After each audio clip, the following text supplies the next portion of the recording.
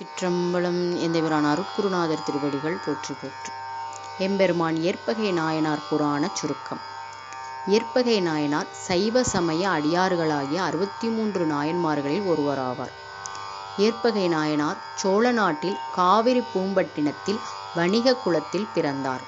பெரும் செல்வராக வாழ்ந்தவர். சிவனடியார் எவருக்கும் இல்லை என்று சொல்லாது தானம் வழங்குவதை தனது அறமாக கொண்டு வாழ்ந்தவர். இதனை இல்லையே எண்ணாத ஏற்பகைக்கும் அடியேன் என்று திருத்தொண்ட தொகை வர்ணிக்கிறது. ஏற்பகையாரது பெருமையை உலகுக்கு உணர்த்த சிவபெருமான் ஆடல் ஒன்றை நிகழ்த்தினார்.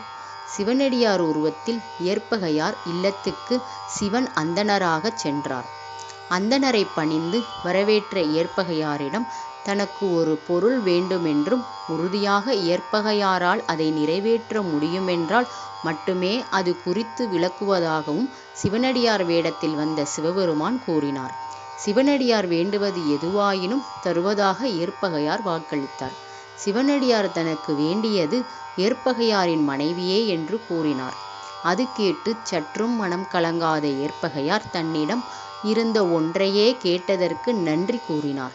அந்தணரின் தேவையை கேட்டு மனம் கலங்கிய மனைவியிடம் ஏற்பகையார் தன் மனக்கருத்தை கூறினார். அந்த அம்மையாரும் மனம் கலங்கி பின் தெளிந்தார். வேதியரிடம் ஒப்புக்கொண்டு சென்று நின்றார். வேறெதுவும் வேண்டுமா என்று கேட்ட ஏற்பகையாரிடம் அந்தணராகிய சிவனடியார் தனக்கு ஏற்பகையாரின் சுற்றத்தார் மற்றும் ஊராரிடமிருந்து காவலாக அவ்வூர் எல்லை வரை வரவேண்டுமென கேட்டுக்கொண்டார். அதன்படியே தன் மனைவியை சிவனடியாருடன் முன் செல்லவிட்டு காவலாக ஆயுதமேந்தி பின் சென்றார் ஏற்பகை நாயனார். இச்செய்தி அறிந்த ஊரார் அச்செயலை கண்டித்து ஆயுதங்களுடன் வழிமறித்தனர்.